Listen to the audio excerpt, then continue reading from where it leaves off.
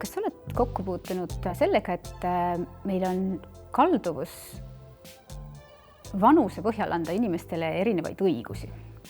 Ja õigusi just sellises lihtsas sotsiaalses plaanis, et me noortele keelame õiguse teha tähtsaid otsuseid. Me ütleme, et mida nad ka teavad, et mille põhjal nad saaksid otsustada.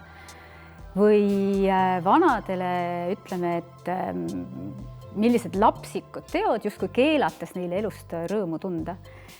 Selline kalduvus ühiskonnal anda erinevatele vanusegruppidele erinevaid õigusi, erinevaid tähendusi sellele, mida nende jaoks meie meelest on korralik ja õige teha, on üldiselt ühiskonnale omane.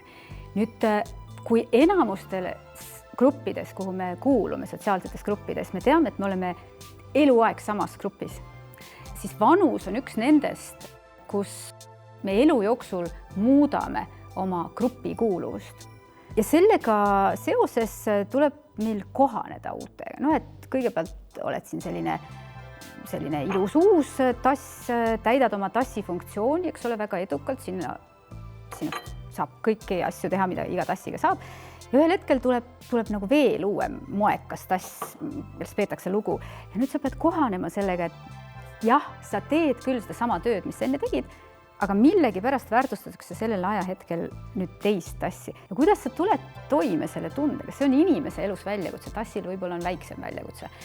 Ja nii muutub väljakutseks täita seda ülesannet, mis ühiskond on meile andnud, vananeda väärikalt.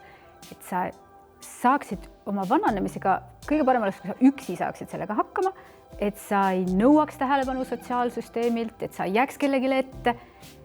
Ja selline suhtumine on problemaatiline, sest kui sa siis satud vananema kuidagi teisiti, mitte väärikalt, siis jällegi on sinuga probleem. Palju parem oleks, kui meie organisatsioonid tuleksid toime ja hindaksid erinevate inimeste kogemust ja suudaks panna kõigi kogemuse niimoodi tööle, et kõigi tugevused saaksid rakendatud ja me kompenseeriksime koos üksteise nõrkusi. Ja ei peaks kunagi tekkima olukorda, kus me ütleme kellelegi, et ta on otsuste tegemiseks liiga noor, sest tal ei ole elukogemust, või et ta on elu nautimiseks liiga vana, sest mis lapsikud teod need tal on. On oluline, et igaühel oleks õige võrdne koht sinu kollektiivis, sinu kogukonnas ja ühiskonnas.